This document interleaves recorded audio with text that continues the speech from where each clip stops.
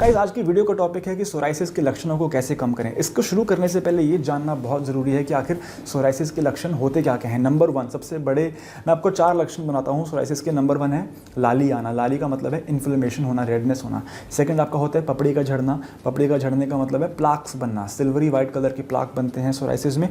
Third आपका होता है इचिंग, खुजली बहुत होती है सोराइसिस के पेशेंट को। अगर आपको ये बात अभी तक नहीं पता है तो सोराइसिस एक ग्रीक वर्ड से आता है, सोरा, PSORA, और उस ग्रीक वर्ड का अर्थ ही यही है खुजली, इचिंग।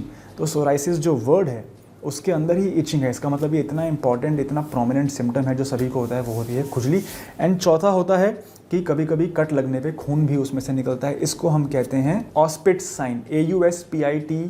ऑस्पिट साइन होता है, जिस साइंटिस्ट ने इसको डिस्कवर किया था कि pin point bleeding. Pin point bleeding का मतलब होता है जब आप सोराइसिस के पैच को खुजली करते हैं, वो पपड़ी आप निकालते हैं, छीलते हैं, तो नीचे कभी आपको एक खून का दाने समान खून का पॉइंट मिलेगा, उसे कहते हैं पिन पॉइंट ब्लीडिंग।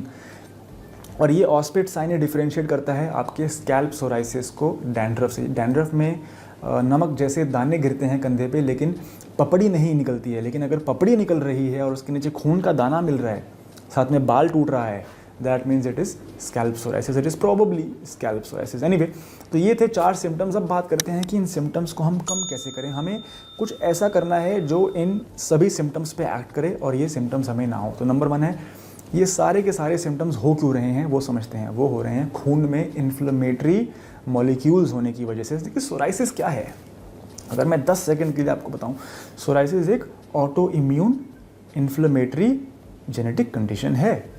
सोराइसिस के अंदर हमारे जो खुद की डिफेंस वाले सेल होते हैं, जो वाइट ब्लड सेल होते हैं, वो जाके ऐसे पाथवेज को ऑन कर दे रहे हैं जिसकी वजह से हमारे शरीर में हो रही है इन्फ्लेमेशन, जिसकी वजह से हमारी स्किन, अगर एक नॉर्मल आदमी की स्किन 21 दिन में बदलती है, झड़ती है, तो सोराइसिस के रोगी की स्किन जो है वो बहुत फास्ट स्किन झड़ती है। 3 दिन 4 दिन में ही उसकी स्किन बदल रही है, जिसकी वजह से वो एक के ऊपर एक लेयर आ रही है, वो पपड़ी बन रही है। इसी को हम पपड़ी कहते हैं। इस पपड़ी के आप ही के स्किन सेल्स बहुत फास्ट मल्टीप्लाई कर रहे हैं, बहुत फास्ट ग्रो कर रहे हैं, and that is a plaque buildup.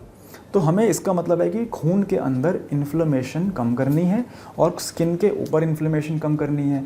यदि हम खून के अंदर की इन्फ्लेमेशन कम कर लेंगे तो हमारी लाली ख़त्म हो जाएगी, ठीक है, हमारी पपड़ी बनना कम हो जाएगा, जो हमारे उठे हुए पैचेज़ हैं, जो उभरे हुए पैचेज़ हैं, वो फ्लैट हो जाएंगे। यदि हम इन्फ्लेमेशन को ऊपर से कम कर लें किसी तरीके से, तो जो हमारी पपड़ी बन रही है वो बैठ जाएगी, पपड़ी झड़ना बंद हो जाएगा, खुजली कम हो जाएगी। तो इसका मतलब कुल मिला के हमें 2 चीज़ें करनी है, एंड दैट इज़ इन्फ्लेमेशन को हमें कंट्रोल करना है।